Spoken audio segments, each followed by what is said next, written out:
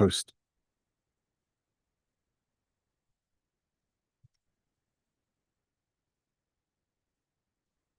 Okay, here we are, week 7 of Novel Bootcamp, looking at character arcs today. And yeah, naturally, you'll have to show me after. I'm not sure where to post the one I recorded yesterday either, so I'll have to upload both this class and yesterday's class to our new Discord video library. So now you can watch recordings of the previous classes, not just on our YouTube channel, but also right here on Discord.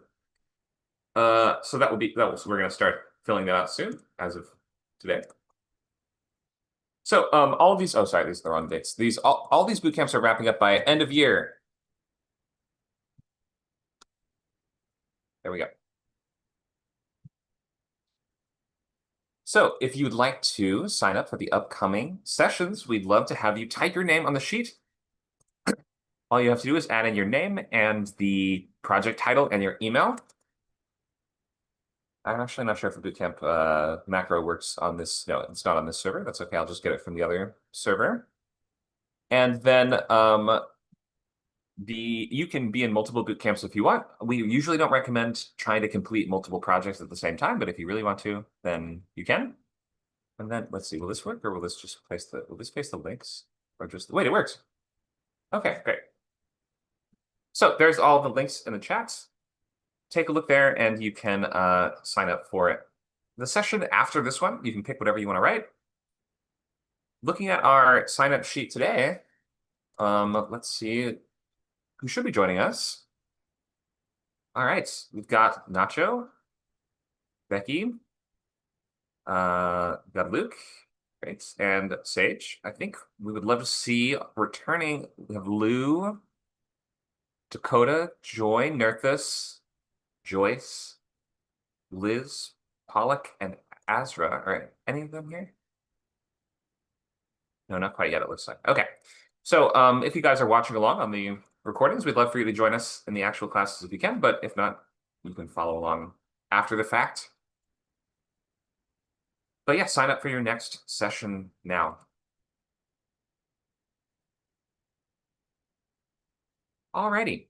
So hopefully everyone's making good progress on their book. There's 6 weeks left of this course until the end of the year. You can, of course, divide your remaining words by 42 to get your daily goal, or divide by 6 to get your weekly goal, assuming that you have been following along with the milestones and making steady incremental progress, meeting your word counts. Let's ask, we'll go down the list and we'll ask, what have you been working on? How's your progress? And what have you been reading this week? All right, we'll start with Becky. Go ahead. Sorry, because it's like Halloween season. Every time I do my microphone, Discord makes a spooky sound. It's very distracting. Um, so I have been unwell and therefore haven't been able to do. Well, I've done very little in the way of actually writing. I'm starting to feel a lot better now, though. So that's also why I've not been in your classes. So I kind of, I think it's just yeah. And as for updates, I mean, I have been reading that Vale book I said about last week. I'm reading the sequel now. The one basically she's a necromancer, so it suits the one I'm currently writing. And I just had an email from my editor, which is very exciting. She sent it on to like the big woman in charge to read. She has got some thoughts on some work I can do to strengthen a few threads and getting the setting a bit more on the page. This was for my last one, Theo and Pandora, which obviously I did the huge rewrite with the change of setting. So I'm not surprised that the setting needs to be strengthened in a couple of places, because obviously that's the newest element. It all seems to be going well there. I don't know why getting an email from my editor makes me nervous, though. I think that might just be normal. But because she's a really lovely woman, like I really like her. And yeah, I mean I've been thinking about this other story a lot. But I've not actually done any like sit down writing, because I just, to be honest, this is like one of the few days I've really felt comfortable getting on the computer, Sure. So Understood. But yeah, so I just want to thank Nacho for holding the fort down on my events. Yes, thank you, Nacho. Nacho's awesome. Thank you for the update. Glad you're feeling better. Hope you can start making progress soon. Devitis says he's present but cannot join at the moment. I'm not sure what he means. What does it mean to be quote present? Meaning he's still following like he's still writing his book, I guess. Is that what he means? Not sure. All right, let's hear from Luke. Go ahead.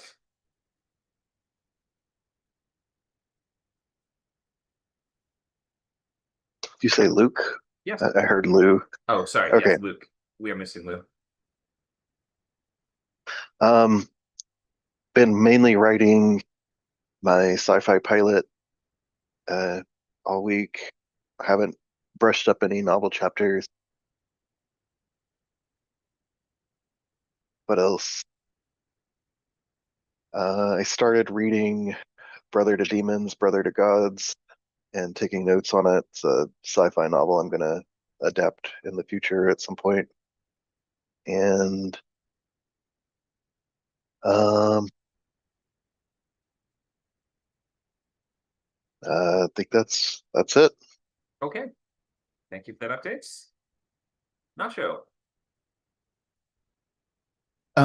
Yeah, I haven't really had time to work on a novel this week. Uh, trying to finish this short story that I started for the anthology submission, and then I think that's kind of more like uh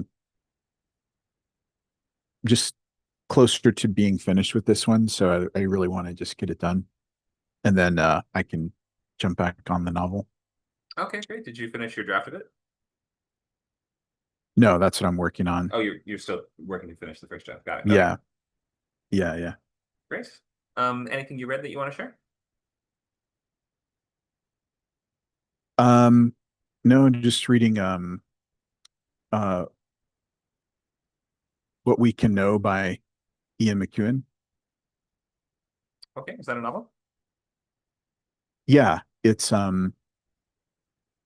uh it's a mystery, but it's kind of Ian McEwan is one of those writers who can just kind of like write about a coffee cup for 20 pages and it's like interesting and you like, this is a mystery about it's set in the year 2119 after all kinds of calamities, not quite apocalypse, but basically most major countries have, kind of fallen, and the UK is an archipelago of islands due to the sea level or something. And the protagonist is just trying to solve the mystery of what happened to a poem that was read out loud at a dinner in 2014. That's the whole thing. What It's like happened he's to a this poem? What does it mean? What happened a to a poem? poem. So a famous poet, one of the supposedly like the greatest poet of the era, right? He wrote a poem for his wife, dedicated to her, and gave her the only copy. And then, you know, people have been trying to find it. It became like this big thing, like, well, what I happened see. to the poem? You mean what And happened to so it in he's the just, sense of like we want to read it. We want to get a copy of it. yeah. And also because there were some hints that maybe some oil company paid him not to publish it because it was talking about nature or something. I don't know, but like Okay. the whole thing is just a very simple kind of, it's a mystery about what happened to a poem. But, because it's a really cool, it's a clever framing device because from the perspective of the researcher in 2119, everyone's texts, emails, every kind of message that you've ever sent in your life, in the future, it will all be like sort of like unencrypted. And so those people, researchers can just see everything that everyone ever did. So as they're looking into the lives of the people, he's able to like go into the thoughts of like everyone who is at the dinner, and like this character was, cheating on her husband with the other character. And then this character was, Whoa. writing a biography of his brother-in-law, who's like this great poet, but he's so demanding, and he's like kind of, decided to back out of the biography, or, like it's all this real in-depth thoughts of all the characters, almost like omniscient, but in a way that makes sense because that narrator is omniscient because he can access all the thoughts of those characters, or at least their private messages. First person omniscient. Yeah, it's one of the rarest voice types. It only works with characters that themselves have godlike perception in some way. Yeah. Thank you for sharing that. Yeah. What was the title again? He's a great author. What We Can Know. Yeah. Okay. Yeah. Yeah, he's great. Okay, thank you for sharing. Vicky, go ahead. Do you have an update for us?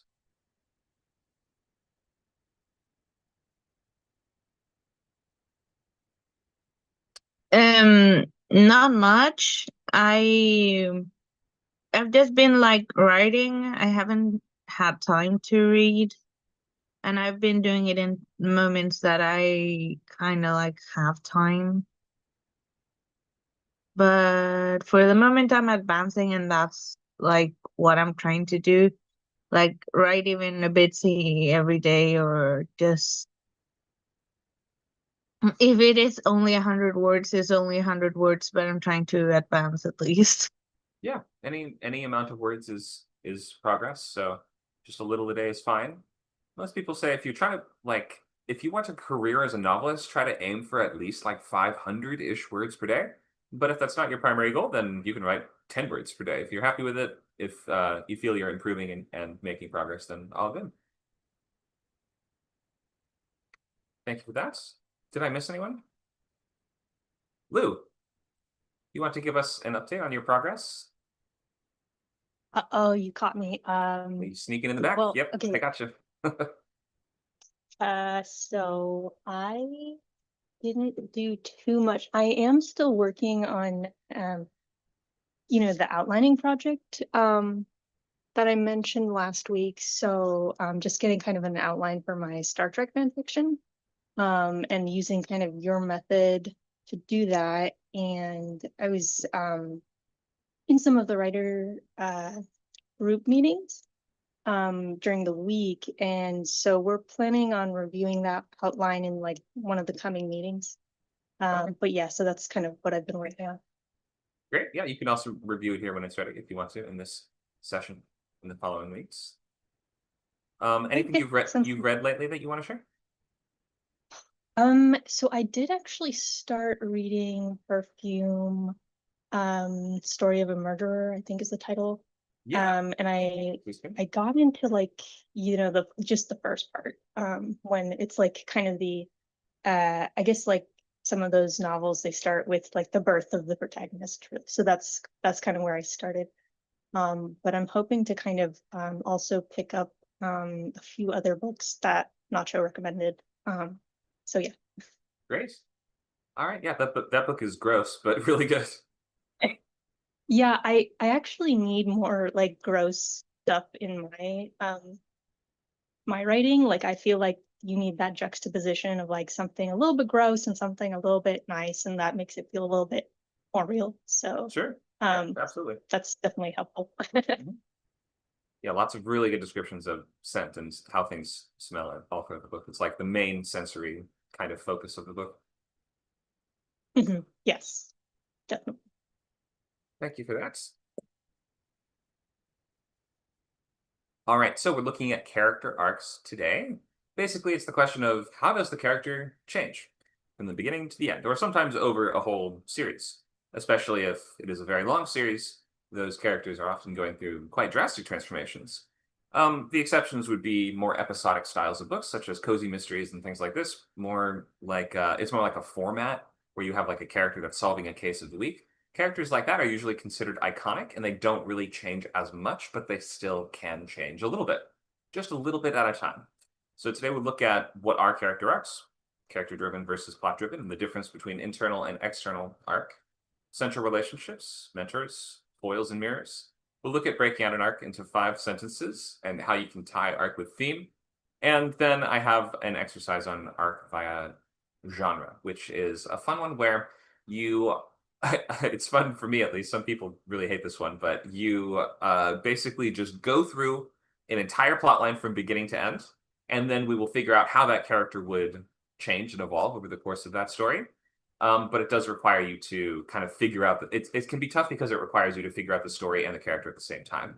So we'll be looking for some brave volunteers for that one later. Thanks for joining, everybody. Let's get going. Okay, let's start it with this. What's a character arc? I think I kind of primed the pump a little bit, but anybody want to sort of maybe give an explanation in your own words? Or maybe an example of a really clear character arc that you've seen? Chemistry is the study of change. Of course. Yeah, basically it's how a character changes, and I'm just gonna use Walter White as a great example. It's what happens if Mr. Chips turns into Scarface. That's his arc. I've never known who Mr. Chips was, so that always fell flat for me. But I think I get the idea. It's like Mr. Milquetoast, Me neither. nerdy teacher guy. They sometimes say Mr. Go ahead. They sometimes say Mr. Rogers. Okay. But it was Not initially that much pitched like as Mr. Rogers. Chips. Yeah, Right. Okay, fair enough. Mr. Chips, I think, is an actual like a teacher. Yeah, I'm not even sure what show that's from. That must be from some older TV show. I can look it up. It's Yeah, it's okay. 70s, I think. Becky describes it as the journey from start to finish as they grow. It's based on a 1934 novella, God, what a deep cut. 1939 film adaptation. Okay. And it's called Goodbye, Mr. Chips. His name is apparently Mr. Chipping. They call him Mr. Chips. Oh, fair enough. Okay. Actually, looking at my class list, did I hear from everybody here? Are you guys sure I didn't? Is there anybody I didn't check in with? Sage, did I do a check in with you? You didn't, but I didn't. finished Sorry about that. the novel assignment, so I don't have anything to share. Okay, sorry about that. I gave it to more alpha readers this week, so wait to hear back on that. Great. Okay. And so what's next? What are you working on at the moment then? Editing my first work, which, as you said, will probably be a multi-month endeavor. Oh yeah, it'll take a while. But how's the progress? Are you working on the re-outline? I just started that today. Okay, sounds good. Let me know if you have any questions on that one. Alrighty, so let's get into character arc. We're looking at, you guys pretty much nailed it, how a character changes over the course of the story. But there's sort of different metrics by which we evaluate how the character has changed. And in certain ways, we have to kind of prove to the audience that the character has changed. Like, have you ever seen a story where by the end it sort of feels like they're saying the character's been redeemed, but they haven't convinced you. You're like, wait, they haven't been redeemed. They haven't proven it to me. So that can be a big problem. You have to make sure that it's not just like, you can't just tell the audience how to feel about a character, or you can't just tell that they have changed. You need to demonstrate. And I prefer demonstrate over the show don't tell kind of thing. I prefer demonstrate because we have to kind of show you have to, well, I have to say it without saying the word show now. You have to make a case. You have to, almost like a lawyer would present a legal argument, you have to say, my character has done this and this thing that he never could have done before. He stepped over this line that he said at the beginning he would never cross. And by now, I have definitively sort of proven that he has changed. I can't just say, look, he's redeemed. So, and some characters change more than others, right? We mentioned these iconic characters, like, for instance, characters that are in a big, long series of books. And they might not really be changing at all, except for maybe like learning a little lesson here and there. And oftentimes those lessons just kind of prove why they are the way that they always were in the first place. Like James Bond, for instance, like the arc in James Bond where he gets married and seems kind of almost ready to settle down and stop being a spy, and then his wife gets mowed down like a day after the wedding is done. He basically swears off of relationships after that, and that kind of just explains why he always was this guy in the first place, right? So it doesn't really add anything exactly new, and that's, I think, the important element of iconic character arcs. You can skip them and still get everything you need out of that story. And then you can come back and read that book later if you want a little more info on expanding on why that person is the way that they are, but it's not like absolutely crucial information. So that's, I think, the way to handle it with those more iconic, detective characters and stuff like that. Okay, what kind of arcs do you guys like to read? and why, and also be ready to explain how do they work. So kind of take us through the beats of it. I've listed out some examples of arcs, and you probably know more of these than you think you do. On the surface, we have redemption. Think of, some of the most famous stories ever told are sort of redemption stories of somebody either coming back from a place of evil, like they are making up for some past wrong that they have committed somehow, um, and they are becoming a better person. Enemies to lovers is a really popular arc that is so codified into a trope that it's like a huge selling point, especially in romance and young adult kind of genres. Coming of age, I think, transcends all of literature from all time. And coming of age is a tricky character arc to actually balance because you have to place such clear goalposts of what it means to come of age. I'm going to stop explaining them now and leave it open to you guys. I would like to hear what character arcs you like, or what kind of arcs you like, and why, and how do they work. Can I go first with this? Sure, go ahead. So, as you know, I mostly read middle grade, and I would argue that almost every middle grade is a coming of age / found family.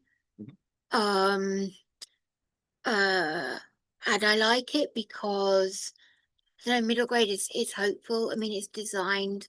There are exceptions, but I'm talking about, like, the majority of them. They're designed to help kids find their place in the world, find their place in their friendship group, show them how much power they actually have, so it feels empowering. But it also has a very, very strong character arc of, it's very clear what the characters want and what they need to grow. To a more, to someone who's read a lot, can feel a bit predictable, but obviously we're writing for an audience that's just coming into the world of stories, so it feels new and fresh to them. And I just love that very clear, like, it feels like movies in that is you have such little space to do the story arc because you've only got an hour and a half, 2 hours. Middle grade feels very similar. You've only got so much attention span, so it's very clear for me. That's why I enjoy reading them, and that's why I enjoy writing them. Great, thank you for that. And let's talk about coming of age just for a second in terms of how do we actually measure the progress in a coming of age story.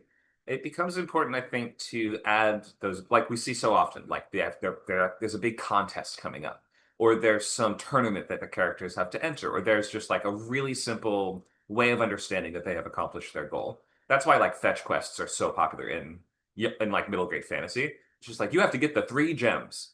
And once you get the 3 gems, then you will defeat the bad guy. And that can kind of become a coming of age story if we understand that along the way, like a coming of age adventure, I guess, is sort of like a very common hybrid, right? And it's basically a built-in arc because kids can kind of only learn lessons and grow and mature because that's just like what we do as human beings. And so unless you're creating a really dark subversion of that, which would no longer be actually read by middle grade, then they're always going to be growing and changing and building skills and like making connections and things like this, all in the effort of becoming mature enough to solve the problem, right? Yeah, and you usually start with some kind of flaw. Like, I mean, I know this is more YA, but Katniss Evergreen in Hunger Games, she's kind of very self-sufficient, but she's also very sort of curse and not very, doesn't show empathy, even though she has it deep inside her. And the journey of during the Hunger Games, her empathy comes out, and as a result, she ends up being really liked by all the people that give her all of the tools she needs to survive. And it's just kind of this sort of, they start in a place where they're usually not happy with something in their life, but they end on a place where maybe they realize how lucky they actually are. That's the found family part of it. Harry Potter's not happy with his own family, but he's got his family at Hogwarts. Sure. He fits in, he belongs. It's that kind of finding where you belong. And this is the age where children tend to start fighting against their parents, finding their own individuality as well. So, you can have really good parental figures that are there to support the kids in middle grade, but the kids still need to find their own, like, group. Yeah. And that's part of that coming of age, is learning to rely on themselves, to rely on their friends, to rely on people outside of maybe the immediate family. You do get somewhere it is about family, but even then, it's more like, you've been looking after me all my life, Papa. Now you're getting sick, and I'm old Mhm. enough to do things for you. You know, it's that kind of like growth. Sure, sure. Yeah. Middle grade stories are always going to be ending on hopeful, positive messages, um, with the exception of either issue books or like those specific therapeutic books, or like really rare exceptions of, you know, stuff that totally goes against the grain. And Mm. of course the And it's, go ahead. as I say, the stuff that goes against the grain end up entering the world of, are they actually middle grade books, or are they Right. books for adults that have children main characters? Yeah, yeah. I read Ender's Game when I was in middle grade, but it's not for kids of that age, really. No. It's and also And the lesson the then, character learns is so much darker than like the point that it ends on. Essentially, the character has to become more vicious and ruthless to survive, which is kind of the opposite of yeah, how most middle grade arcs would go. and, or in the striped pajamas, there is no growth at the end because the kid basically dies. Right. And it's not, I mean, it's studied. Kids at the age of 10, 11 have to read it in UK schools, but they read it more as part of history than they do as an enjoyment. And because it's for those who don't know, it's set in a concentration camp, with a Jewish boy and a German boy. And the guy himself said he didn't write it for children. Right. Yeah, you can definitely do a So story with children and it does not have to be for that age group. Thank you for yeah. that. Let's hear a different kind of arc that you guys like and how it works and why you like it. I have Um, two I really, favorites. Go ahead, Nacho. I was just gonna say, like, Sorry, go ahead. I find the um arcs in like book series where they're kind of taking place over a longer, you know, period of time, or like a much deeper story, tend to be like more satisfying. Like when you see a character who's, um like Sansa Stark in Game of Thrones, right? She's like um completely at the mercy of the royal court, and naive, and by the end she's like more sort of cunning, and like Yeah, that's clever or whatever, right? that most Game of Thrones character arcs is that either they die tragically or they become much more Yeah, vicious, cunning, and clever. They have to learn to play it's like learn to play the game, essentially. It's like how it goes. yeah, yeah. Or like they sort of like, you know, I don't, I mean, part of it is like you see there's someone else even worse than them, right? Mhm. So like, I mean, Cersei's arc is really interesting because, she's horrible. Like, you hate her, but then the way they treat her, the whatever, the abbot or whoever, the religious order, The Meister, yeah. treats her, yeah, then you start actually feeling bad for her and like rooting for her, and so it's really interesting. Like, I mean, I think some of those things you could only do in like a series of books rather than like just one, Right. book. You don't quite get the sense of like, wow, these people have really come a long way. Yeah, that's one of the things that people love about books and compared to movies and shows. Like it's such a more immersive experience that can make you feel like so much more time has passed and these characters have gone on these monumental journeys. Generational arcs are kind of what you were touching on just now, where we watch not just how an individual character changes, but like how a family changes or how a society changes over time. Those can be really interesting to see, and books are some of the best mediums for exploring that. I would like to hear one more. I Go ahead. I personally do like the redemption arcs. I'm thinking of like, Darth Vader at the end when you see him save his son, or like in Sherlock, where like at season 2 you start to see he stops acting like um like has that like flicker of emotion. I do really like something about that. It's kind of hard to pin down what it is, but I think it's interesting when you're really shocked by like the last action of the character. Sure. I think a lot of the fun of the redemption arc too is that we get to have our cake and eat it too. We get to root for the bad guy, and then they're kind of doing the evil stuff, and then we get to watch them turn from the dark path onto the good path. So and I think there's kind of like a built-in empathy that we have for seeing why somebody is the way that they are. So even if they're doing terrible stuff, then as we come to understand how they got there, then we can really we can see that, oh no, they were just a normal guy. They didn't want to do the evil things, or they were forced into it, or their upbringing is what brought them to that point. So we can kind of be convinced that anyone can deserve redemption. Almost anyone. Is there anything that you think a character can never come back from and could never really earn a redemption arc from? I think it's almost like the worse you make their character, the more interesting the redemption is. So I almost want to say no. Like, Sure. I think, that contrast is really interesting, and I think you can really suck people in. Definitely. Yeah. Good thought. Thank you for that. There was like one video game that I played when I was a kid where the villain was like a dad that came really like he was always trying to kill his son for some reason.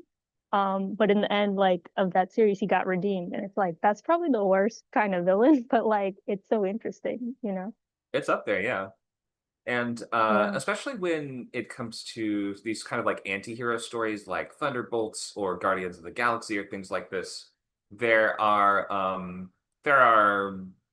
more effective versions of that and less effective versions. If you have them like within the span of like a single movie, it's harder to kind of go into the interiority of it and like fully understand all the factors that led to the character doing the evil stuff in the first place. So within the condensed runtime of the movie, sometimes they do struggle a little bit to build an arc that makes a lot of sense. I think Guardians of the Galaxy is a good example of it working pretty well. The characters starting as criminals, but we never really see them doing anything completely unredeemable at the start. They're like criminals that are bad, but we and we would sort of like want them to make the right choices, but they're not like murdering innocent people kind of bad. Like I think it's really hard to convince an audience within the span of a short time that that would be sort of something you could come back from, but it might be possible. Just depends on how you build that trust with the reader. It can build a significant barrier though if you do too much too soon. Yeah, I think for like, Star Wars, they did need like the full trilogy. They needed like several movies for that redemption. So that, that's obviously a thing. Like time can be a factor. If you're just doing a feature movie, then it can be kind of hard to redeem like the worst of the worst. Yeah, exactly. And there are and sometimes if you portray it like there are sometimes an audience will read it as if they're like the movie is portraying it as if this character is redeemed, but I don't really buy it. But sometimes that's not even what the writer was trying to do exactly. And my example for that is Three Billboards Outside Ebbing, Missouri. I remember even when that came out, people on talk shows, people were calling out Sam Rockwell, being like, "Well, why did your character deserve redemption?" And every time he gets asked that, he's always just like, "I don't know that he is redeemed. Like, what? I don't think that was the point. I think he's going into the therapy after this. He's trying his best, but like the narrative was never saying that he is a good dude now. Like that movie, I think really does play with that question of how far is too far before you can come back from it." Okay, Luke, do you have an example of an archetype or a type of arc, I should say? I have two, but I'll try to keep it focused on one. Okay. One of my favorites is just man becomes monster. It's the reverse redemption arc or whatever. Though I do love redemption arcs too. But one of my favorites is two characters, two enemies forced into proximity, and then they become allies. Oh yeah, I think the trope is actually just called forced proximity. Yeah, so we got Enemy Mine, we got Dances with Wolves. I don't know, that kind of story is always interesting to me. Yeah, that's kind of like the male bonding version of it, though very commonly this is a romance trope too. Any other thoughts on? Oh, thank you for that. All right. Lots of great types of arcs. There's so many that sometimes you hear one, you're like, oh, I know that one, and you just didn't like consciously think about it because you've been hearing stories your whole life, and every story for the most part has some kind of arc. There are exceptions, but like characters making choices leads to them changing. It actually takes a little bit of work for you to say, I'm going to find a way to make them not change, even as they make all these choices. Lou says there was a recent Star Trek episode about forced proximity. There you go. There's so many Star Trek shows on right now. There's countless Star Trek episodes that do this. There's like Geordi and the Romulan. There's Darmok, the famous one. There's just countless. Think of that. The Gorn, even like Kirk fighting the Gorn, like teaches him empathy. You know, and he puts down the rock. He's like, "I will not fight you." You know.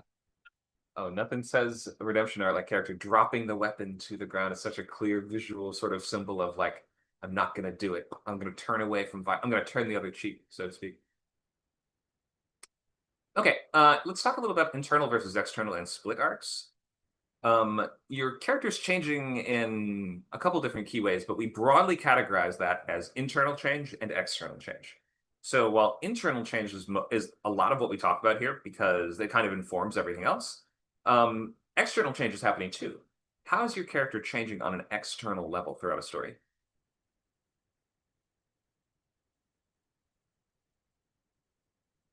Not just your character, any character. They get some of those flesh wounds, like the character in Monty Python. Okay, they Holy Grail. Yep, they accumulate injuries. What else? I use color in my Weird West novel to show sort of different things. So my main character goes from brown to black, which is sort of like brown is the color of survival in the story, and black is the color of death. So he becomes a killer. And then like you'll see another character who like they'll start wearing more white or their hair will turn white, and that represents corruption. Okay. Sort of using visual symbols to stand in or to like symbolize character arcs. Yeah, I don't think anyone will pick up on it but me, but I'm putting it in there. Oh, good. Yeah, if it's your book, you're the only one that has to know why you're making those choices. So yeah, your character is of course changing. The internal is everything that they're thinking and feeling, whereas external is everything that is happening outside of their body. But that could also include like there's a little bit of crossover in terms of things like skills. Is a skill an internal or an external element of your character's arc? It can be either or both, because some skills are mental and some skills are physical and some skills have a combination of both. I think that's why I brought up All You Need Is Kill here, which is, of course, is the movie Edge of Tomorrow, which is a good example to me of mixing crossing the line between internal and external arc, because it's a time loop story. But the main character is essentially learning how to become a super soldier throughout just one time loop of being forced to repeat one battle over and over and over and over and over again and dying like thousands of times. And as a result, is he making any external change at all? No. The whole point is that he is only sort of mentally gaining the skills that he needs to become the super soldier, but without needing any of the conditioning or the super muscles or things like that, because he's able to sort of just like adopt the right mindset and figure out not only the timing of how the enemy attacks and things like that, but he's able to sort of like synthesize how to become a better soldier over the course of just that one day. There's also books that have only internal arcs, really, and that's going to be more along the literary tradition and sort of the quiet novel or the slice of life, or things like Convenience Store Woman by, sorry, I forget the author's name. It is Sayaka Maruta. And this is just kind of is exactly what it sounds like. It is a book about a woman's ruminations and thoughts as she works at a convenience store over the years. This is a style of book that is probably never going to be a big blockbuster movie, but it is the kind of like there is readership for this, especially in the literary and upmarket kind of world. And in these, the internal arc becomes the entire focus of the story. So you could do a whole book that basically all the change is taking place in your character's mind as they work up to making a decision or something like that, right? Like maybe it's all about them just working up the nerve to propose marriage or to leave the country and start a new life or something like that. And we're going to see all the sort of factors that go into that choice. So that is the purely internal arc. It can work with certain genres. And then we have the sort of split arc, which is often the paradigm in pulp style writing, the man of action, woman of emotion kind of thing, which is a little bit of an antiquated gendered phrasing of how that works, but basically giving one character a physical external arc and one character the internal arc, like in Alan Moore's V for Vendetta, where the V character, the hero, the vigilante terrorist, he's not really a hero, but he's kind of like a superhero. He has his convictions from the very start of the book and they don't change at all. The only thing that really changes is he finds someone that sort of is his equal, or he finds someone that he finally feels satisfied that he's found someone that is his that is on his level. And he has to do all the action stuff in the story. He fights the bad guys. He's the one that moves the plot line forward. And meanwhile, he is trying to convince this woman, Edie, who is the sort of woman of emotion in this case, that or he's trying to bring her onto his side, make her into a vigilante freedom fighter as well, through a combination of different tactics, through showing her, through telling her stuff, through bringing her along on missions and making her participate in his different missions. She is the one that basically he is not relying on her to defeat the bad guys. And what she does physically doesn't really matter. It's all about how the way that she is changing till she gets to the point where she agrees with him. And by the end becomes a vigilante freedom fighter with his same convictions and sort of becomes the new. She doesn't become a vigilante afterwards like him, but we get the idea that she has sort of become one with his way of thinking. So that's the split arc of the internal external, where one character usually has the focus of the action and the other one has the emotional connection to what's going on. It's also very common in the iconic character stories like James Bond type of stuff, Indiana Jones type of stuff, where the main character is the one who travels from scenario to scenario, kicking ass and fighting the bad guys. And every individual story, he will be paired up with someone, and that person will really have the emotional arc that we're tracking. Any questions on this split between internal versus external arcs and how those kind of interact?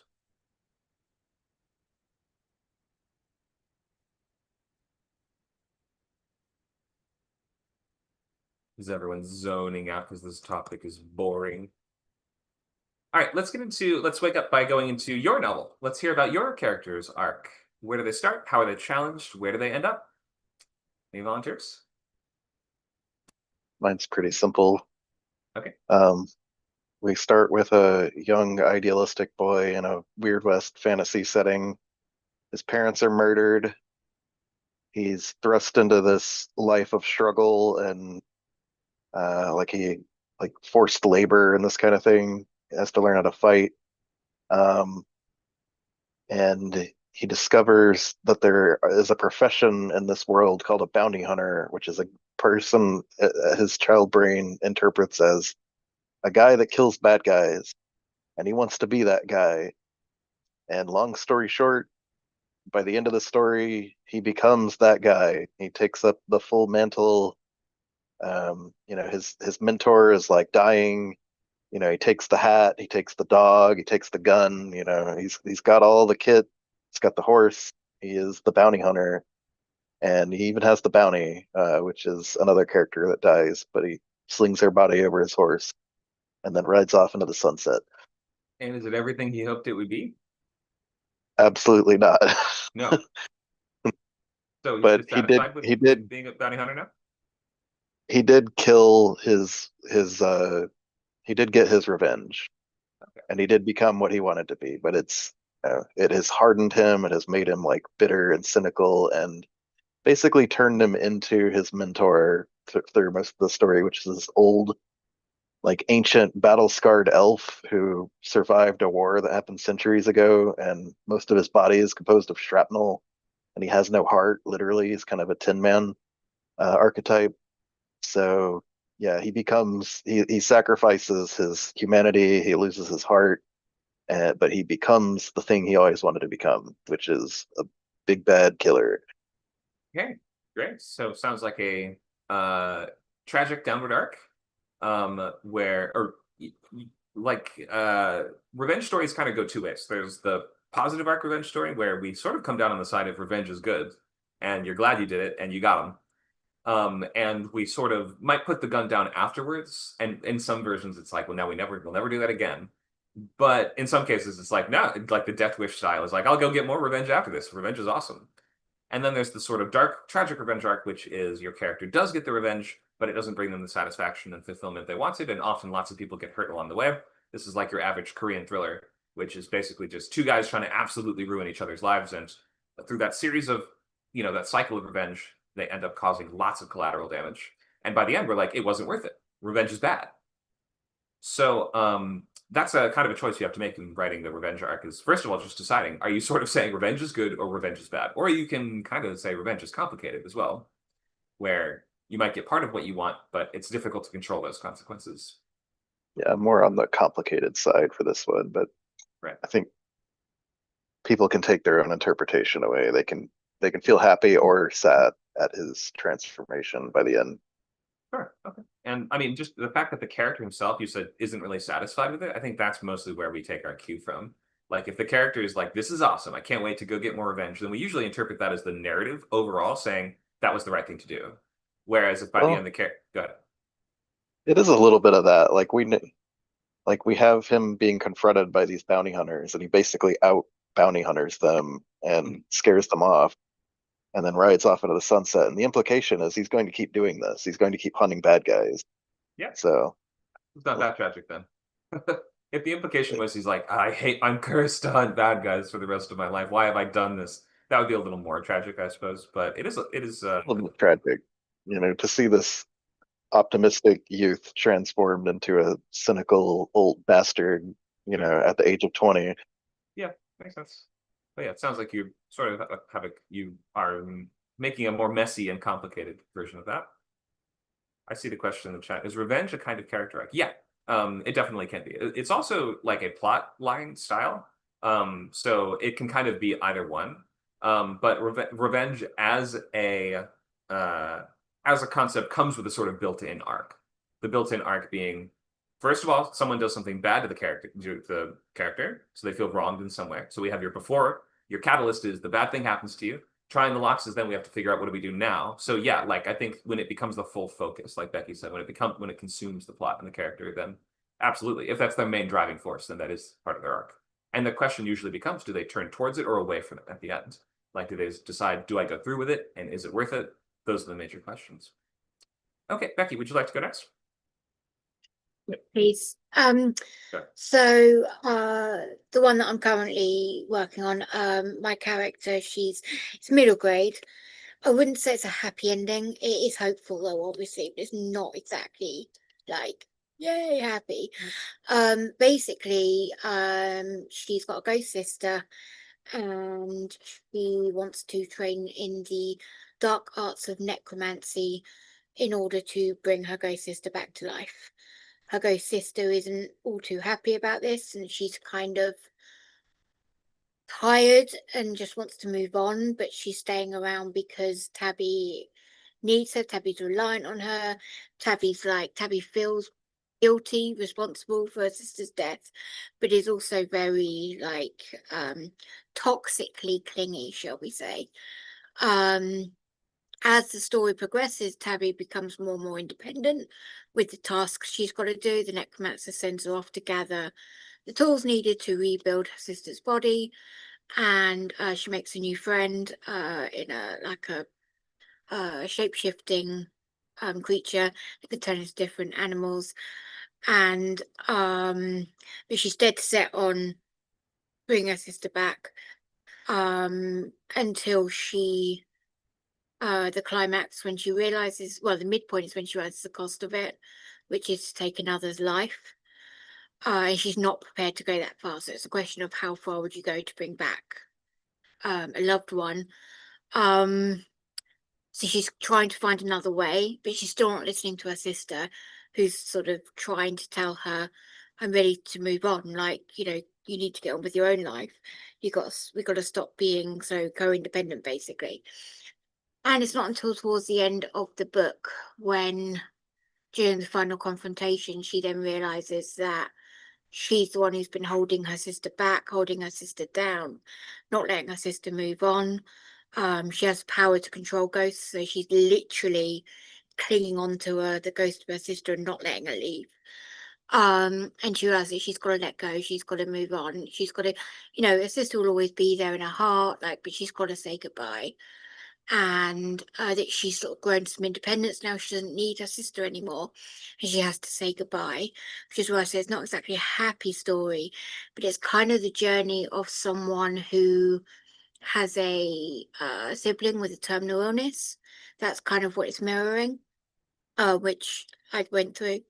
And so it's that kind of, no, actually, you've got to at some point say goodbye. But it's also any kind of relationship where an older sibling wants to live their own life and the younger sibling's still clinging on, could be metaphorical for that, which a lot of kids go through. And so that's what I say it's a coming of age story. It's kind of and the like a reason breakup story. yeah, actually, you're right. And the reason why I say is hopeful at the end is because although she said goodbye to Sam, she feels freer because she finds out that it's not her fault that her sister's dead. She's not to blame. And so that sort of lets her go. And, she's let her sister move on and she's got her own life now. Like, she's still going to miss her sister. It's not like, oh, I've let go of my sister and I'm perfectly happy. Like, of course, she's still going to miss her. It's grief. And she'll probably come up in other books, like being mentioned. But it's hopeful because it's like there is life beyond grief. So the whole book is also this kind of allegory for grief, losing someone. They kind of almost feel like a ghost there with you, even though you've lost them. You go through all the denial, the bartering and all of that. So it's it's sort of this, and she kind of finds her own independence. She doesn't constantly need Sam. So that's where she ends up. That's how she changes. Great. And one of the ways Go ahead. one of the ways I show it is that she's a type 1 diabetic. And at the beginning, it's Sam who's constantly reminding her, check your sugars, make sure you've eaten, don't forget your insulin, and all of this. Respect her meal, don't forget your insulin.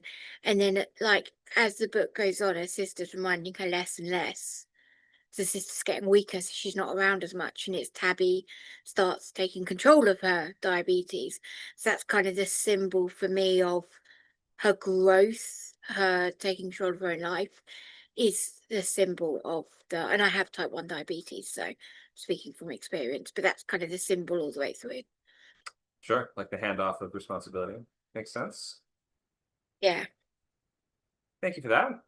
Yeah, it's weirdly, it was like the opposite of a romance, or kind of like the breakup thing. Yeah, Of isn't it? we spend the whole time, in fact, clinging on to somebody and realizing the reasons why you might not want them or why might want to not have them.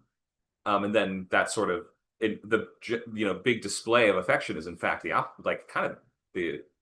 don't know, it's complicated. There's a reason that there is a breakup arc, but there's not a breakup genre. It's because it's an unpleasant and kind of like it's not a trajectory that most people like to linger in that much. And there's not like as clear a progression of it because breakups work in so many kind of different ways. I know that relationships do too, but relationships have more of a built-in arc to them than breakups do.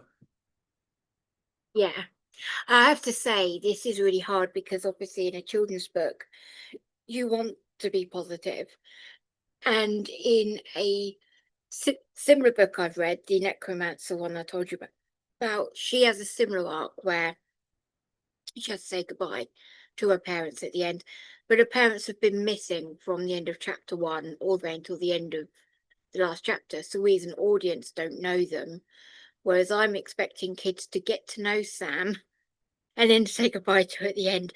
So it's really challenging because I'm dealing, and this one I'm writing slightly younger, 9-year-olds, 10-year-olds. So it's really challenging, which is why I want it to be that by, there's going to be a bit in the book where we're not actually on the main character side. She's going at this no matter what the consequences are. And we, the reader, are going to be thinking, you're going a bit far now. Your sister wouldn't like this, because I want them to almost, they don't want to say goodbye either, but know it's coming and be relieved when it comes. Right. Yeah. No, It's a complicated emotional experience for sure. It is, yeah. And it's not going to be a twist that she says goodbye. It's going to be inevitable. Right. That she says goodbye at the end, Yeah, makes sense. And it's it's connected a little bit to the dog story. Not to compare people and dogs, but just to say that it is the dog story has the built-in in that kind of inevitable death at the end too. Yes. But you don't know that when you're a kid, so you get blindsided Yeah. by it every time. Exactly. You got to really build it up. And I think it's inevitable when you have a ghost. It's like, as soon as you say there's a ghost and someone's trying to bring them back to life, it's like either it's going to go really like dark and they do and it doesn't go to plan, or they're going to have to say goodbye. And Yeah, so it's sort of, um, yeah, it's, but I really need to make kids like, cry. that's the hardest bit about writing this, is that I don't want to traumatize a generation of kids.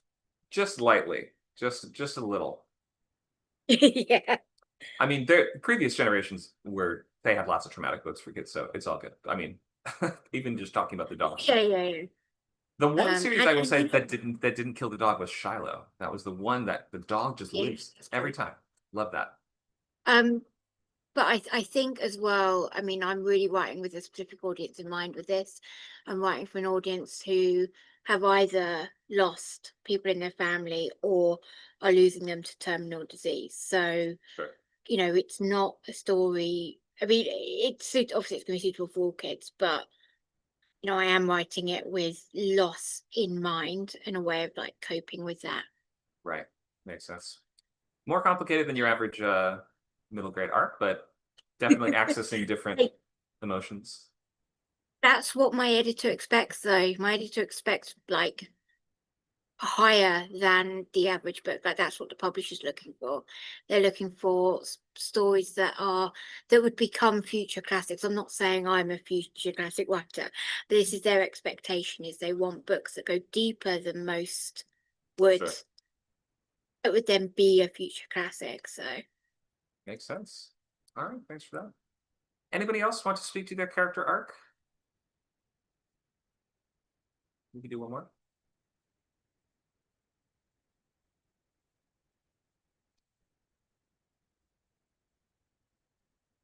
Sage, you finished your book. What was your character's arc? Well, I know our time is limited, so I won't go super into detail. But she begins as a hardened, kind of selfish, bitter person who's not really expecting much out of life, just trying to scoot by and trying to like just endure her present circumstances. And she's very lonely, and so she builds a robot friend, kind of like MST3K, but it gets a little darker. And over the course of the story, various mishaps, she and by her own acknowledgement in the beginning, she's not like a great person, but she's also not bad. She's someone that you don't really hate, but someone you shouldn't really aspire to be either. But over the course of the story, she kind of, and through her interactions with her robot friends, she kind of comes to realize, like, yeah, these people look up to me. I can't afford to be just like selfish and have such a one-sided relationship with them. I've been asking, like, what do they owe me, but what I need to ask is, what do I owe them? It's kind of like the I think I brought this up. I was going to bring up Pinocchio, more like that, where like one person can't simply replace another person. Like, we have to treat them as individuals, and we have to consider, like, even though, yeah, they're artificially created, that doesn't make them any less deserving of like love and respect. And so she ends as not exactly a completely changed person. Again, in her closing narration, she kind of reflects on the fact that, like, yeah, I'm still not great, but I guess I'm a little better than I was. So that's kind of the trajectory that happens there. Okay, so it's the Frankenstein arc is kind of all about parental responsibility for your creation. And Sure. so Yeah, she there's actually takes on that responsibility by the end. Go ahead.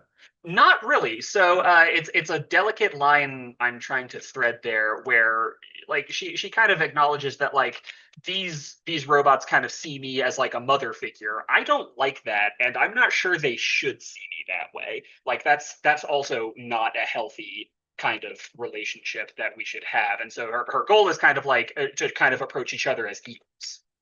Oh, okay. But that's not what she thought at the It's like- beginning, so that's a big change, right? Right, yeah. Got it. Because her intent all along was to have someone like she didn't even see the robots as people at first. Like she thought of them as just like kind of just another tool in her toolbox. You know, this one, you know, a wrench to tighten a bolt, a robot to fix my loneliness, something like that. Yeah. Okay, yeah, so that works. It's a totally positive arc. It may not be like a massive change, but going from not believing that these entities are human to believing that they are human and changing your behavior as a result of that, that's a pretty clear arc. Yeah, that's the idea. Makes sense. Thank you for that. Any other Frankenstein arcs that you guys want to shout out about responsibility for your creations?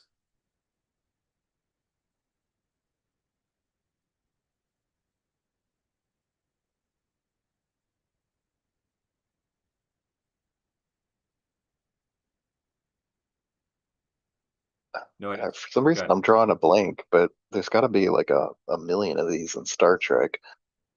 Yeah, I guess Star Trek is almost the Simpsons Oh. of sci-fi. It's like Star Trek today. Okay, I got one. Good. Sure, like pretty much Wait. every one of Data's personal character arcs is either him learning to be more human or other people learning to treat him as more human. I've got one. They stole this from Dark Star, I think. This a lot of sci-fi has this. I don't actually know what the origin is, but it's the sentient bomb. This bomb that like knows it's a weapon. But there's an episode of Voyager where B'Elanna Torres, the chief engineer, creates this weapon, this like from Cardassian technology, this like super weapon, and somehow it got transported to the Delta Quadrant with Voyager, and it's targeting the wrong planet. It was supposed to target like a Cardassian facility. Basically, she's part of a terrorist organization, and it's targeting a civilian planet rather than the military target in the Alpha Quadrant she wanted it to target. And she also gave it like her own personality and stuff. So it's very much like her wrestling with her offspring, herself, her I don't know, this sentient super weapon, like a super intelligent adversary. It's got all the things. Yeah, there's that that kind of arc is sort of like the super soldier arc where it's like the Iron Giant is like created for just one thing and has to decide, am I going to do that thing, or like what am I going to do if not that? Like what is my actual purpose? Sort of the Frankenstein's monster arc as opposed to the Doctor's arc, which is more about what do I do with this thing that I created that is calling me father, that is relying on me? What are my obligations there? Yeah, and Okay. it goes from Go ahead. something she was really proud of to something she's really ashamed of, sort of by the end of it. Right. Awesome. Thank you for sharing that. Sentient bomb. That's crazy. So we've talked a lot about positive arcs by now. Most movies feature positive arcs. Books are obviously like all over the place. There's all kinds of different arcs you see in books. They overcome obstacles. It's sort of like the default. Imagine like your default story. Your character struggles to accomplish their goal, but by the end, they not only accomplish it, but they do so in a satisfactory way. And your character might have changed for the better or overcome their flaw. It doesn't necessarily have to be, quote, happy overall. And like the terms happy and sad ending are kind of a little bit reductive in the first place. But in any case, I hope you see that this is sort of the default. Your character struggles against a flaw, and we're sort of saying by overcoming it, they have become a better person. And they have, as a result of that, they have sort of earned the external change as well. So because they learned how to lead a team or whatever, then they've really earned the ability to save their country or their superhero squad or whatever it is. So you could have you can also do a positive arc where your character does not succeed at their external goal, but they still seem to make the change that the world wants them to make. Like the victory doesn't ultimately matter that much is an angle that you can play in the positive arc too. Or the character was concerned with the wrong things, and then they learn what's really important by the end. How about some negative arcs? Characters that get worse, make worse choices, and they're unsatisfied at the end. I bet there's several in Game of Thrones, but I've only read the first book. Yeah, I'm not as familiar with the later stuff either. Go ahead. I don't know, you have Carrie up there, but I kind of put that in the genre of particularly horror movies that I call the good for her genre. Okay. She kills everyone at her school, or not everyone, but a bunch of people at her Yeah, I know, but okay, it's at least satisfying to watch her go on her revenge rampage because you understand. Yeah, and if she were happy and fulfilled at the end of that, it would be a positive arc. I mean, despite the fact that she murdered a ton of people, but it ends in like it's sort of a miserable way. She gets in a life or death fight with her mom. She ends the story really unhappily. So I think it's although it might be satisfying, and although some people that did deserve it got theirs, ultimately carries a very tragic story. What else? Anybody else? Shout out a negative arc. Go ahead. King Lear by Shakespeare. Okay, Shakespearean tragedies, usually in I the. mean, Shakespeare does Go a ahead. lot of them. Mhm. Yeah, Shakespeare does a lot of them. I mean, Romeo and Juliet is not a love story, it's a tragedy. Mhm. Right. But King Lear specifically, sorry. Go ahead. So I have not actually read or seen King Lear. Can you sum it up for us and tell us what is the arc? Yeah, basically, a king says he's going to divide his kingdom. He's not going to, sorry, king says he's not going to divide his kingdom. He's going to give it to, he's got 3 girls, and he's going to give it to the girl that proves that they love him the most. And so the first 2 bring him lots of gifts and, you know, try and show they love him the most. But the youngest, Cordelia, something like that, she says, I love you as much as I do, no more, no less. That's as much as I love you. I can't, like, nothing I do will change. And he dismisses her, doesn't give her anything. I can't remember fully what then happens, but basically, he, as a result of his action, she ends up being out with the kingdom, and she gets caught by a competing kingdom. And he realizes way too late because the other 2 daughters abandon him when they have better offers, and realizes way too late that she was the one that loved him the most all along. And he goes to tell her, but it's too late. She's been hanged by the other kingdom. They've killed her. Damn. Is that the ending? Yeah. Oh, that's it. Okay. I was gonna say, too. I told you it was a tragedy. Yeah, no kidding. And I was going to say as well, like, if you just imagine some of those stories could keep going for a few more chapters, then you could show that like ultimately like some good came of it, or like that he was inspired to treat his other children better as a result, or something along those lines. But by cutting it off a little earlier, that's what makes it feel really tragic and really negative. Like the character learned nothing and they ended the story unsatisfied. Yes, yeah, and yeah, he's They're like, basically cautionary tales. They're sort of saying, look at this story. You don't want to live your life like that, right? yeah.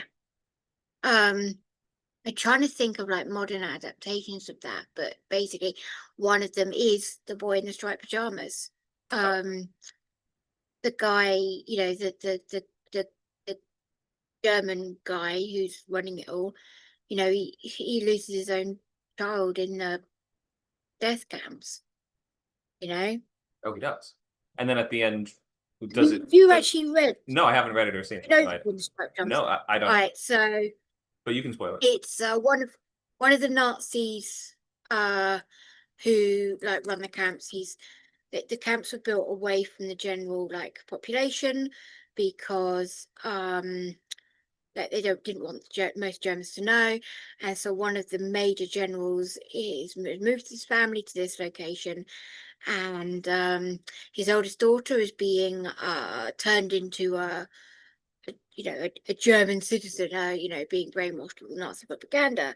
But the son becomes really interested in these Jewish people.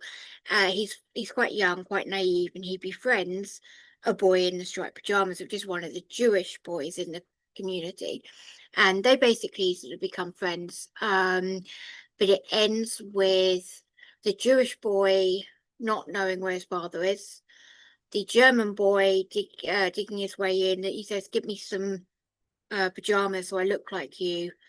Getting him pajamas, so he digs his way in so that he can go and help the Jewish boy look for his dad. And they walk into the showers, and we all know what that means. And the mother has just realized, figured it out, runs to the place where you then see all the smoke coming out of the ovens where they like the cremation where they cremated all the bodies. So yeah, it ends with the Jewish boy dying alongside the German boy. Wait, sorry. Just going back a step, the though, you German said boy. the father was the one you were talking about, though, right? So what's the arc there? Yeah, Would so you say the that his own child father- gets ensnared by the regime? His own, yeah, but he still carries on doing all of like it doesn't change him. The Oh, wife carries on. leaves with the daughter, but he just carries on. Yeah, it's based on a real. Obviously he's devastated, but he's got a job to do, Right. and Yeah, so that's- even though he's lost his own child, Yeah, that's like the tragic anti-arc where the whole world seems to be saying this character should change, needs to change, like they have to in order to Yeah. to have a better life. Everything would be good if they would just make this choice, and then they don't, and they just turn away from it. yeah. And it is really, I mean, I've only watched the movie once. I've only read the book once. I'm not.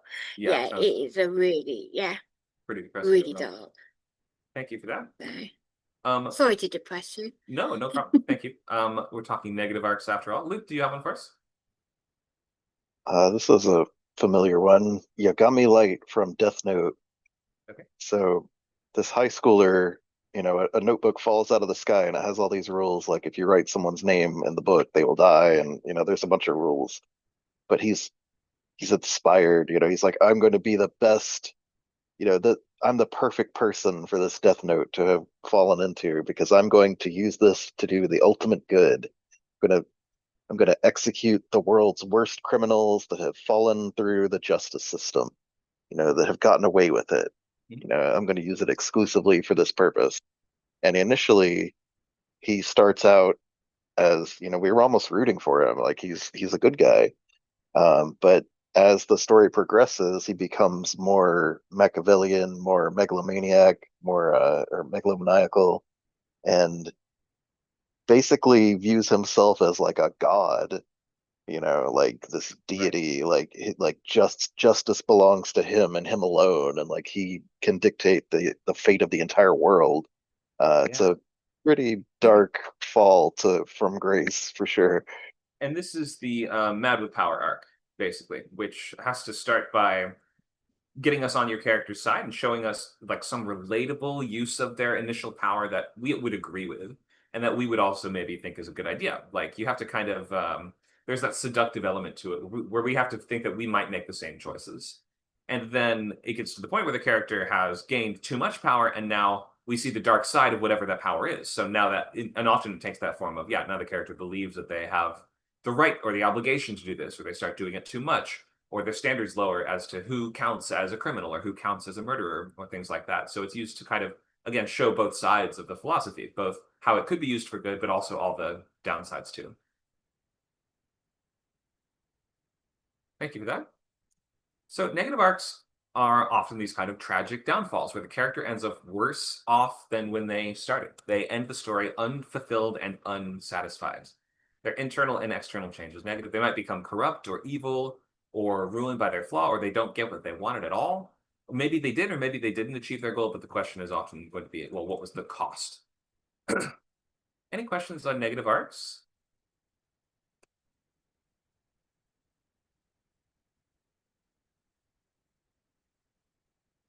What would you say about an arc that ends tragically, but I guess I'll just ask the example from I Have No Mouth and I Must Scream. Is that a negative arc? Is that it seems like if I remember the story correctly, the character like does an act of heroism. There's 5 humans that are torturing eternally, and he basically kills off the other 4, but then he's punished for it for the rest of eternity. That's hence the I have no mouth and I must scream line. Right. If that's more of like a positive arc that ends negatively, what would you call that? It's hard to say. I mean, it's been a while since I've read it as well. So and short stories also, they play by a little bit different rules because sometimes there's not really a discernible arc or a focus on character arc. Short stories are sometimes more just like a thought experiment or something like that. But in that character's case, I would say if at the end he feels like that was the right choice, then it's probably positive. If he feels like that was the wrong choice and he goofed up, and now he wishes that he hadn't done that, and he in a heartbeat he'd bring them back to be tortured along with him. That would, to me, would be a negative arc. Okay. So yeah, I think we're often assessing it based on whether the character is happy or not, whether they feel fulfilled. Go ahead. Judging by his final line and the title of the story, I would assume he's very unhappy with his decision. Yeah. But I think, I mean, I guess he did the right thing. Like the suffering of that, I don't know. It's complicated, I guess. A short story might also just not really feel the need to clarify. Like you can leave it ambiguous and just say, what do you think? What do you, the reader, think? So flat arcs are kind of tricky. This is going to be characters that deliberately they don't change at all, or just in the tiniest little way. Like maybe they do, maybe they like take a step towards change, but then they take a step back, or maybe they pay lip service towards change. And they're like, wow, if I were a better person, I would change here, or if I were a different guy, I would change here. I could see how a traditional protagonist would change here. They might have some thought like that, but they step back from it, or they're unable to learn the lesson, or they don't want to learn the lesson, or there's some reason they can't learn it, or everything gets reset at the end of the book, or it was all a dream. Or what are some other examples of stories you guys have seen where the character doesn't change at all? How does it work? A character that's there to change other people. They're iconic. They're Paddington is an example. Um, The inspirational character. yeah, just they're purely one thing, and that's just who they are. They never change, but other people change because of that one thing. Mary Poppins might be a good example of that. Yeah, there's probably some negative examples of that too. Sure. There's even some stories where they're about that character and like asking, hey, can you change or can you not? The movie Up in the Air with George Clooney kind of feels like that.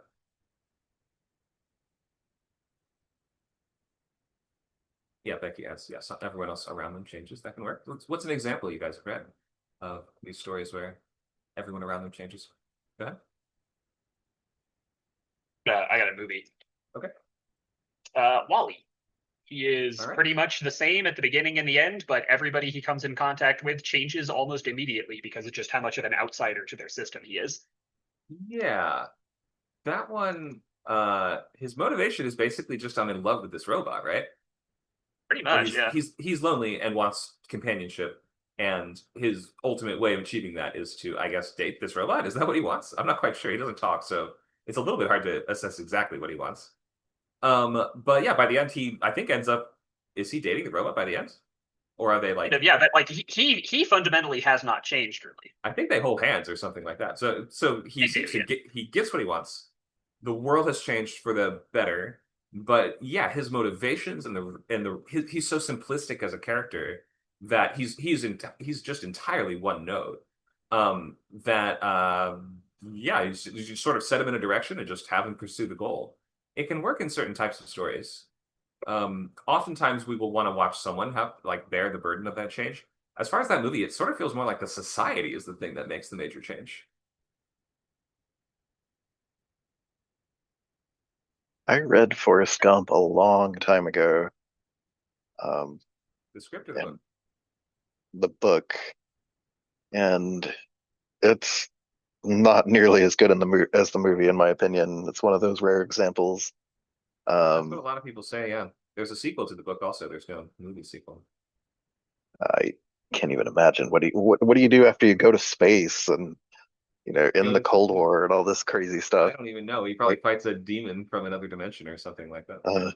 But yeah, he's just this simple man who, he's fundamentally good. That never changes, Yeah, despite whatever circumstance he's in. He's in all kinds of crazy circumstances, including space.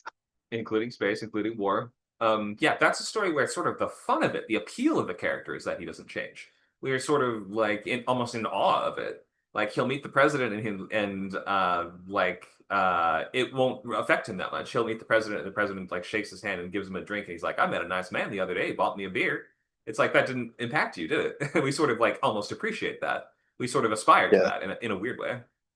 He's like fundamentally incapable of understanding like hate and racism and negativity, and just those don't even process in his brain as things. Yeah, so I think he is almost this aspirational archetype in a way of like we wish we like yearn for elements of that in our own lives. Any other flat arcs you guys have seen? Sure, good. A lot of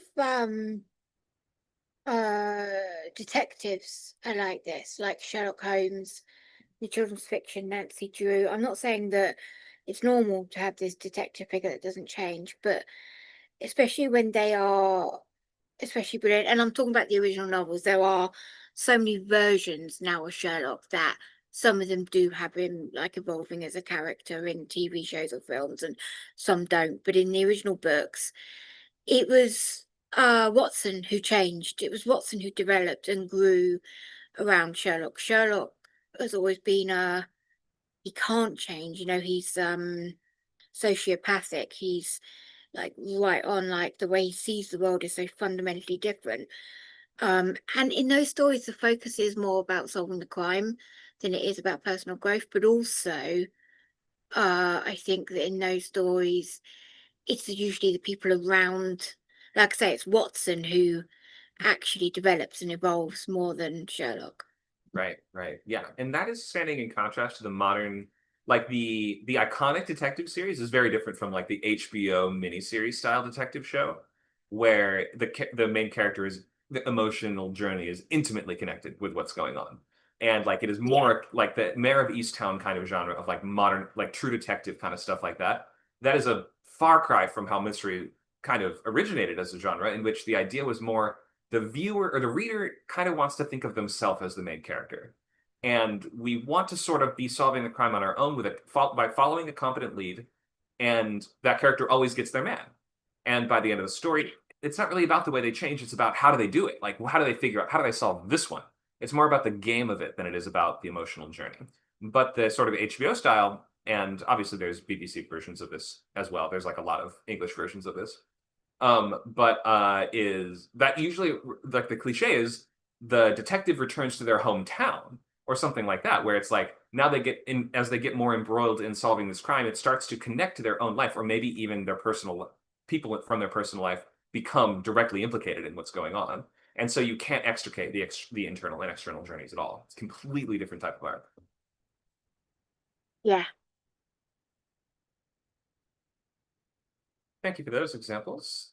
Let's look at this sheet of flat arts. So your character might be the sort of force of nature who, like the Indiana Joneses of the world, they've already done their arc basically. And now we sort of join them after they're in the end game. They're doing end game plus content, or what do they call it? Isn't that what it's called? New game plus content. And it's more about the external conflict. Like sometimes those stories are more about just what's going on in the world. We mentioned Wally might be kind of one of these ones where it's more about how the society changes, and the main character is just absurdly simple. It's more common in mysteries and pulp style action adventure episodic stuff. Okay, I won't make you guys do because we already talked a fair amount about our character arcs before, so I'm not going to make you do this as an exercise right now, but I will just explain how you can write out an arc and how you can sort of just condense and express it in a written form. You can do this in your sketchbook. This doesn't have to be like in your scene cards or anything, but I would do this in your sketchbook if you're unclear how your character is changing, why, and what it means for the story. So we have the character introduced along with their situation, occupation, and worldview, etc. All the first act stuff. And that is going to be the first beat of anyone's arc. It's how they are when we meet them. It can get a little complicated if you're doing a non-chronological story, because then when the point, what you have to delineate carefully when you want the normal time to be, because the character may have a lot of different parts of their life that go a lot of different ways. But you have to just, for the purpose of the story, pick what is normal. What do you want to portray as normal? So whether that is the character's day-to-day life, maybe we see a bit of their job, we see a bit of them at home, we see essentially, are they happy or are they not? That's a yes, it's a binary question. Either your character is fulfilled or they want something. There's something more that they're yearning for. Obviously people in real life are not quite like that. But happiness is not really a binary question in real life. But within the world of stories, in terms of character change and like just the raw data of character arcs, it is kind of a binary question. Is there something your character really badly wants? if they just kind of want a bunch of things, that doesn't really count, right? So we have to express what they want when we meet them, who they are when we meet them in their default, quote, normal state. So you have to decide what that means. And then you also might get a sense of what tactics do they use, what limitations do they face, are they successful, are they unsuccessful, do people like them or do people hate them? Anything else we want to establish in our first beat?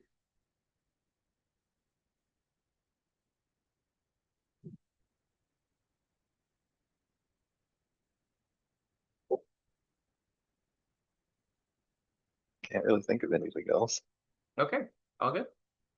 Maybe I covered it all. So your second beat is going to be a sentence expressing what they want and what is standing in the way. So if you're doing this in just the 5 sentences, then the first one, you don't have to cover exactly what they want, just set up who are they and what do they do. Once upon a time there was blank, and every day he blanks. Until, and like, as he blanks every day, he was always staring out the window, yearning for blank. So it's, Rapunzel's a girl who lives in a tower and is trapped there and makes the best of it with her, I don't know, pet chameleon. Isn't that what she has? Spends all day painting pictures and fulfilling herself with art and reading books. But every day she stares out the window and she yearns for belonging and community and family and anyone besides this horrible stepmother. The development is after the second act break, we decide as they leave their stasis, how are they now going to start to be tested? So I don't remember the entire Rapunzel Tangled kind of thing, so I won't go through every beat of it, but this would be when your character, in that case, is forced from her sort of stasis, now needs to go on a journey to achieve what they want or to return to that stasis. Often characters' goals involve either reaching for an opportunity or avoiding a threat, because every catalyst will either offer them something they want or threaten what they already have. It just depends on, are they happy or not? If they're happy, the catalyst will probably be something that threatens that happiness. If they are not happy, often you could have a threat of something worse that could happen to them, yes. Or you could say this is going to be an opportunity for them to get what they want. Okay, so now we've expressed what they want. Your third sentence will express how they're now going to start to be tested. So after she ends up leaving the tower, she realizes she must complete the quest and get to the kingdom in order to, reunite with her parents, I think. And so she makes her way through the forest and the mountains, fighting monsters and avoiding bad guys that are after him. 4 is the moment of choice and change. So we get to the point where, your character has bonded with this lovable rogue, and now she's reached the point where does she want to betray him, or does she want to go back to betray him and go back to her old life, or run away with him and explore some new dangerous possibility. So we say your character, we sort of build up to that last choice your character makes. I'm not even doing Rapunzel at this point, but let's just say she joins with this handsome, charming rogue and goes off to be an adventurer with him, and she has achieved a new normal. What has changed? Are they fulfilled or miserable? Those are the questions that you're answering with that last beat. So, start point, what do they want? How are they tested? What's the big choice they make? The most pivotal choice, like break into 3, is essentially that beat. And what is the new normal? That is the 5-sentence character arc. Any questions on that?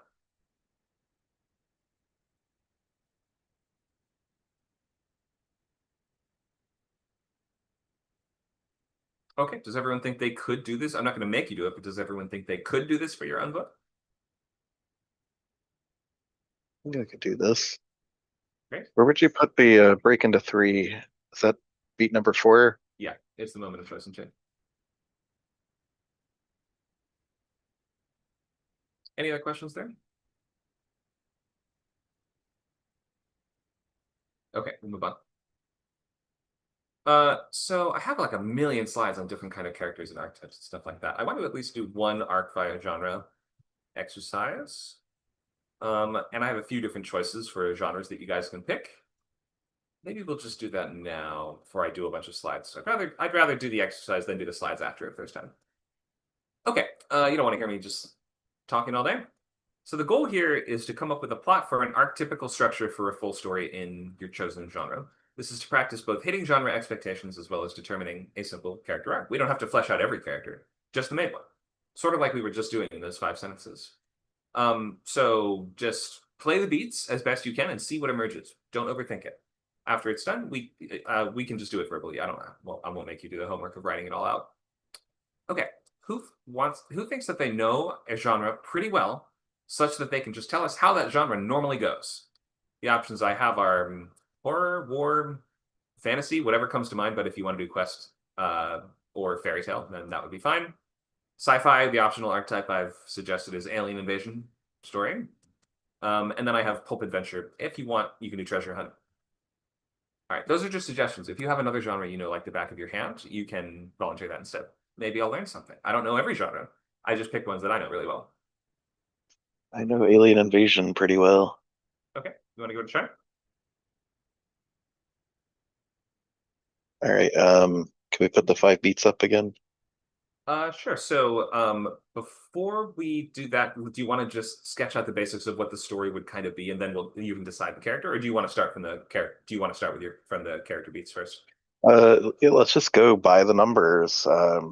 It's Earth, present day, and suddenly there's an alien invasion, and typically in this kind of story, the governments of the world sort of put aside their squabbling and unite against this outside threat.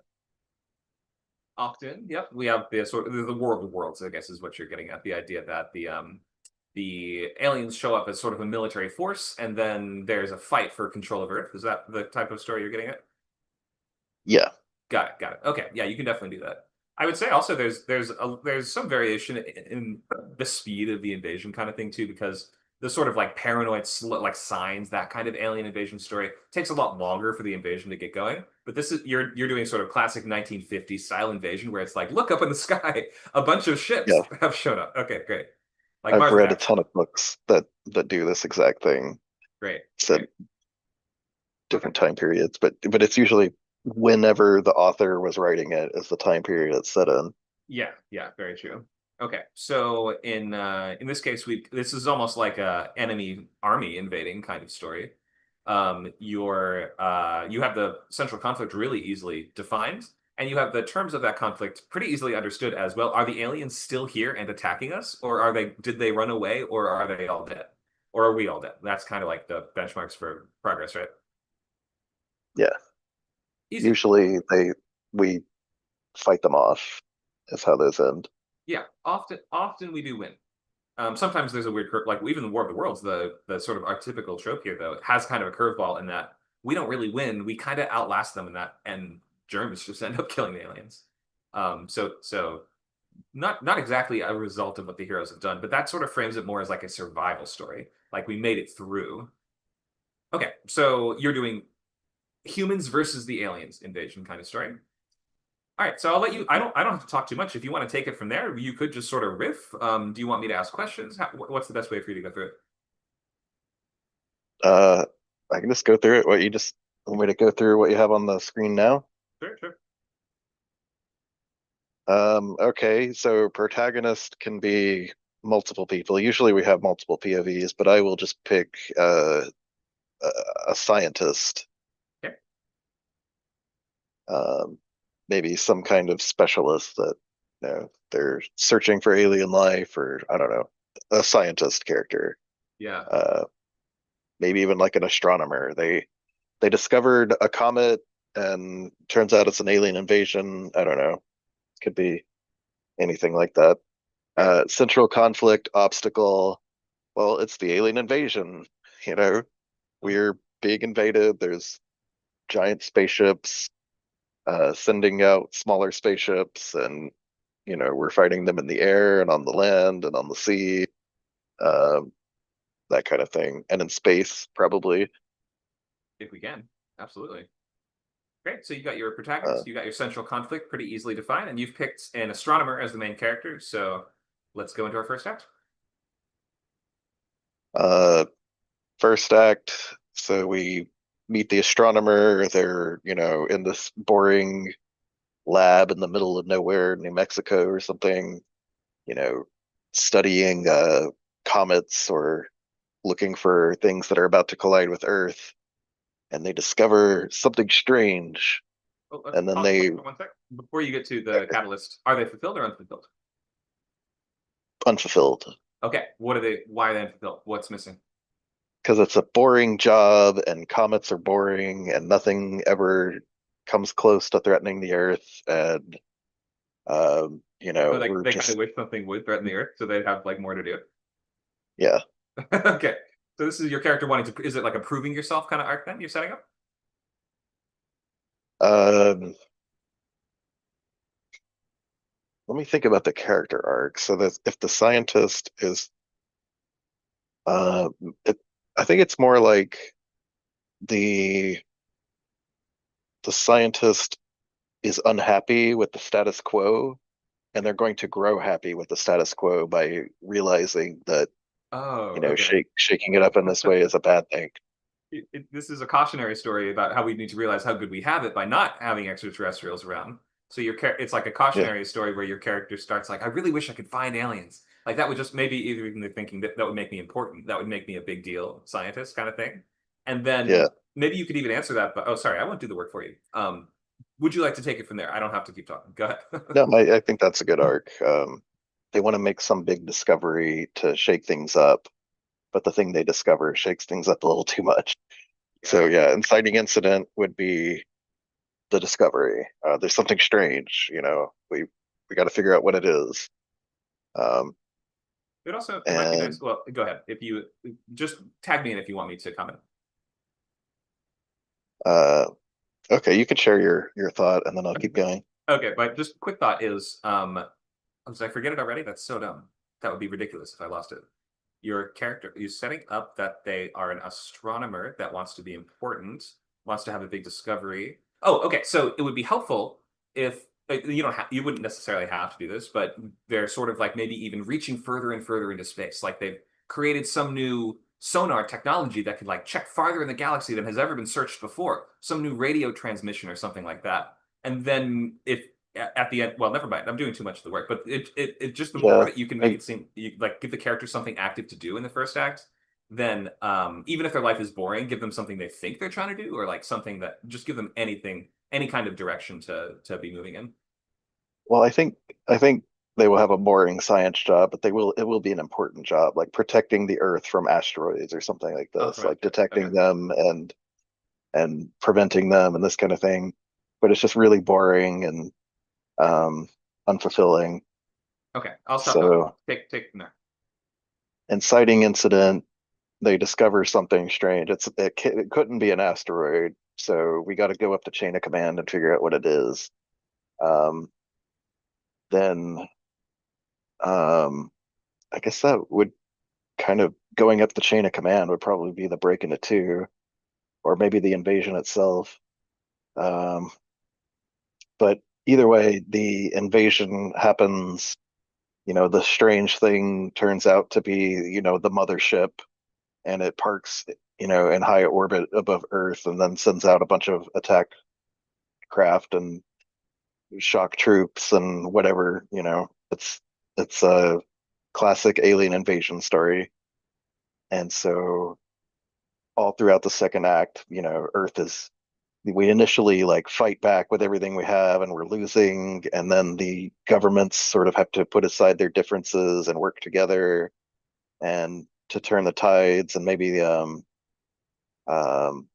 towards the end of the third act they're like figuring out their weaknesses or like developing new weapons to counteract, you know, we got to find a way to bypass their shielding, or we have to, you know, find a way to, I don't know, whatever it is. um and then we win, we turn the tide finally to where, you know, they're on the back end, and then Wait, did the scientist do it? Was he the one that found out the method or discovered the way to defeat them? uh the scientist would be definitely like involved in the process, and I'm not sure what kind of discovery or contribution they would make, but uh, it would be pertaining to their like area of expertise. So if it's astronomy and asteroid detection, um, maybe they can use the asteroids as a weapon or something. Maybe they know something about orbital mechanics, or trying to think how this could actually work. Maybe the method that they're developing, maybe they're building sort of like a rocket that can push an asteroid off course with like a nuclear detonation or something, and that ends up being the weapon to defeat the mothership. They'll have to sort of like, you know, repurpose it and like get it ready. You know, it's it's going to take, 5 years to get it ready. Well, we have 5 days, this kind of thing. Yeah, the Um, Armageddon kind yeah. of sequence. Yeah. And I think that would be how they could contribute. And then yeah, that super weapon wins the day, the aliens retreat, um, and the main character goes back to their status quo sort of boring science job, but with a lot of like new enthusiasm for how boring and quiet and simple it is, just cataloging these asteroids and things. Okay. It could be. It's a very internal version of that, or like a very quiet internal version of that. I mean, I could see a bigger version of that arc ending something like we go and we shutter the observatory. And that's the last moment of the story. And being like, nope, no more space stuff. We pushed too far. Our folly has resulted in, like, it was my actions that resulted in this in a certain way. Like, it was me, like, sending probes or radio signals out into space that caused this. It was a mistake. We should not explore the galaxy. Lesson learned. Yeah, that's too nihilistic. Okay. If we're doing classic science fiction, usually science is not going to be the villain in the end. Science is going to be the savior in the end. So Right. Okay. So yeah, maybe even as we defeat the aliens, we're like, now space is safe. And now as humanity expands to the stars, they have the scientists to thank. And as we will have statues built of him in our great palaces. So yeah, a lot of yeah, different ways you could actually tune that arc, right? A lot of different yeah, conclusions you could take from that. but I like the idea of like, despite, winning all these accolades or whatever, the scientist just goes back to their simple, boring job that they hated, and now they've There you learned go. to love and respect it.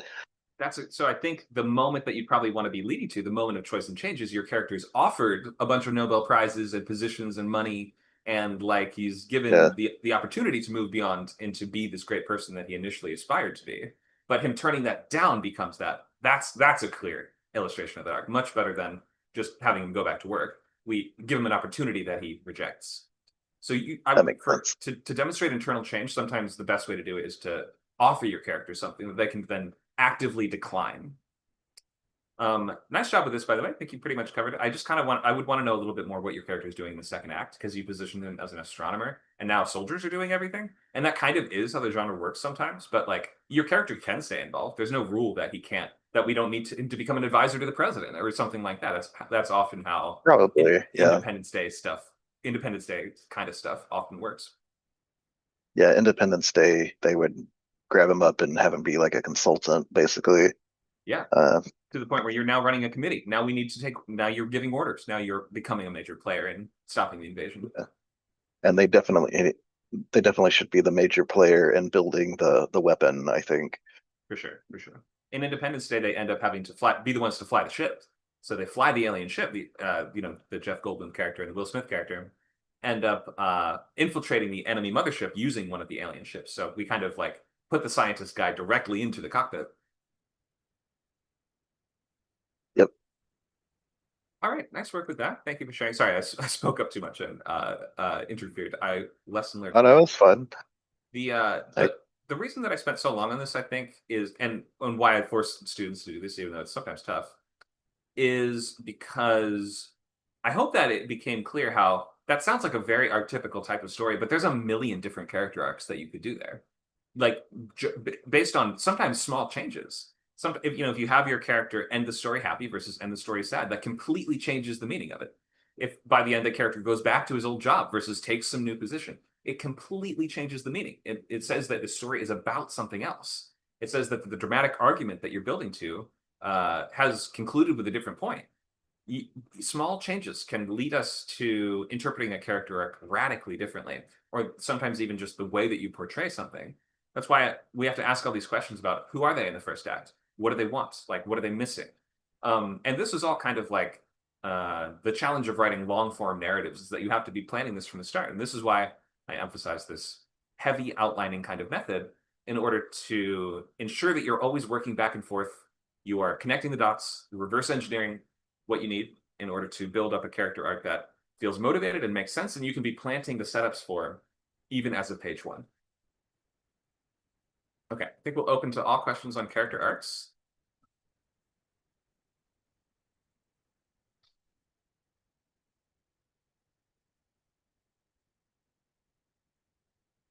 Can you have a character circle? So they start arcing and then they change course and go back to how they were in the beginning. Yeah, but it's usually portrayed as pretty tragic. And like I mentioned a little earlier, Up in the Air, the Clooney movie, it sort of works that way. The main character is sort of this disaffected guy that doesn't form friendships, he doesn't form relationships, that sort of is crystallized in his job, which is he's always flying from place to place to go to different companies and fire people for them. So his job is so sort of miserable that he doesn't really build those connections with people, and he sort of acts like he's cool. He's too cool for school. He's fine with it. Throughout the movie, it's sort of a bonding road trip kind of thing with him and Anna Kendrick's character, who sort of encourages him to open up, to reach out to somebody in his life, to maybe take his on and off again relationship with Vera Farmiga's character a little more seriously. And finally, he does. He's like, okay, you know what? I'm gonna go to her house and tell her I love her, and he does. And like he breaks through all these walls, and there's like this big, like it feels like a romance movie. He's like running to her house and stuff like that. He opens the door. He's like gonna tell her he loves her. She's got a family. She was lying. She was cheating on her husband. She pretends she doesn't even know him. So he reaches out of his box. He's all ready to change, and then he gets punched in the face and has to go right back into the box. And the movie ends on a note of like ... Now what? What do you do now? So that to me is that circle. The character, they make an attempt. They try to leave their comfort zone. Then they're punished for it somehow, and they retreat. And now they don't know what to do. It can work, but usually it's kind of sad and wistful and melancholy and bittersweet. And like we want them to complete that transformation that was in progress. I guess maybe you could do the opposite version where the character is sort of a good guy who starts to maybe question if what they're doing is right, and then by the end they're like, nope, it was the right thing to do. Maybe that could be portrayed a little more positively. But short answer, yes, you can do it. Anybody else want to comment on that question of the circle where they end up where they started?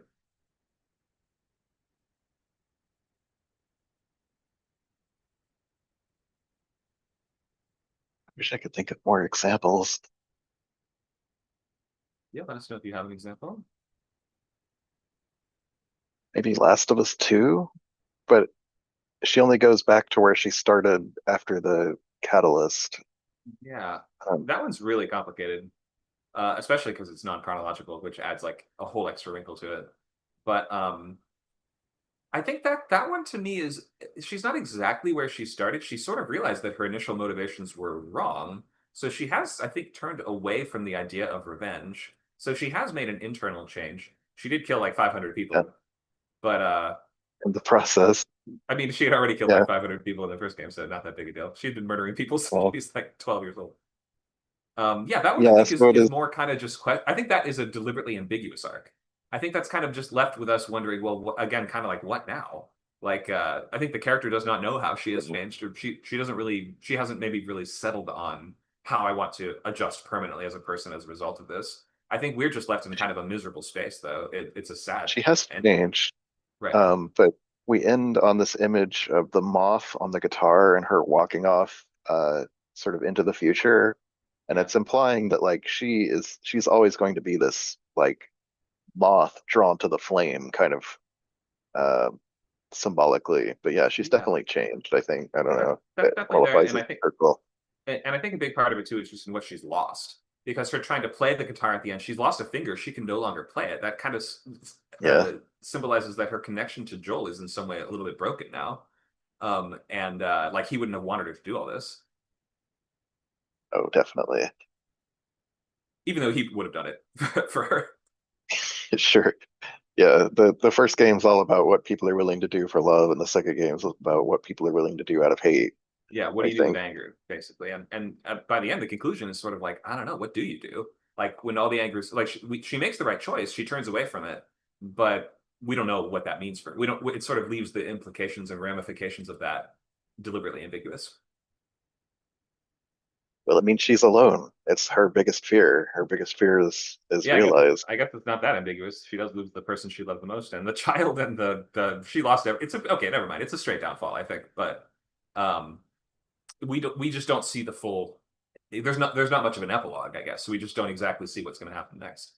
I think there is going to be one more game though. They better. They've hinted at it. It seems like a chapter 2 of a trilogy, because chapter 2 of a trilogy is always sort of the low point. Yeah, that's a good point. There's not many just duologies, I think. Not these days. So I would be happy if it ended there. I would like to see the conclusion. Yes, me as well. I think you should play as JJ in the third one. Just saying. That would be interesting. I don't maybe like JJ's your young companion. I don't know. Oh, cool. Like Co-op. Ellie was. Yeah, okay, that could be good. Yeah.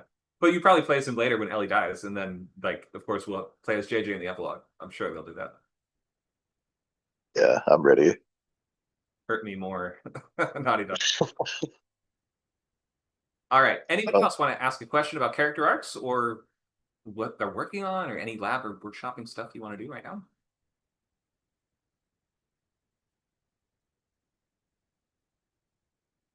I guess I have a question about episodic television kind of arcs. Like we want Are you the okay if I open characters. it? Just I think I saw some other mics on mute. Are you okay if we just wait? Oh, 1 minute before absolutely. getting back to Yeah. it? Okay, I just thought people were just listening. I thought so too. But did somebody unmute a mic? Does somebody want to speak? Go ahead. I'm just going. I just gonna say night. Oh, good night. Oh, good night. Okay, yes, we'll see you next time. Did I see Vicky unmute? Yeah, I wanted to know how to balance a story where there are two POVs and they both have different like arcs. Okay. One is positive and the other one's negative. Okay. What's the relationship? Is one like the protagonist and one the antagonist, or is it a central relationship, or what's the connection? They know each other, but they're in two different journeys altogether. They're in two completely separate journeys that don't affect each other? The ending, yes, it does, but in the middle, they don't find each other in the process. Oh, okay. So you're saying for a lot of it, they're completely separate? Yeah, the result leads them, like everything they do leads them to the same place. Okay, got it. So if they feel like two really separate stories, I think you have to plot them with their own act structure. So I would almost approach it as writing two different books. So start. I would first of all beat out do the 5 sentence arcs for both of those characters, and then probably even write out like a plot arc outline for each of those characters as if they are disconnected narratives, and then make sure that they feel satisfying on their own. And then the fact that they intertwine and the fact that they might connect in certain ways is sort of a bonus. But if they're spending a lot of the book not intersecting or affecting each other at all, then we really have to make sure that, first of all, the viewer doesn't feel, or the reader doesn't feel frustrated when you're flipping back and forth between the stories. And second of all, they need to feel like they stand on their own. So I would look for those cliffhanger moments in each story that you can kind of like, we see enough progress has been made that it feels satisfying, but you leave us on a small cliffhanger so as to give us a reason to be excited to change back to that POV later down the line. I would recommend ensemble TV being a good example of like Game of Thrones type of stuff. You know, Deadwood, Walking Dead are really good examples of how to balance a broad ensemble of characters that are not really affecting what the other ones are doing. It's rarer to see in a book with just two main characters, but so that's why I think you so much need to plot them like they're separate, like they're completely different books. Anyone else want to weigh in on that, or do you have anything else you want to expand on that, Vicky? Yeah, I mean, I say there are two main characters, but one plot has like way less time in the book because of obvious reasons. I couldn't like do all the way both ways. Right. And also because they do more investigating than action-based stuff, difference to the other group. They are like on the move all the time. Okay. Well, if there's no way that you can add for your characters to interact more or call each other between the two separate journeys or something like that, then just make sure that they feel like they're both making satisfying, consistent progress in their different journeys. And anytime that we transition back and forth between them, it should be at a moment of suspense. And like we have made a significant amount of progress, but you've got just a little bit of a cliffhanger, something exciting that is coming up that will give us a reason to want to return to the other POV. That would be my tips for now. Okay, thanks. Yeah, thank you for asking. Do we have one more question?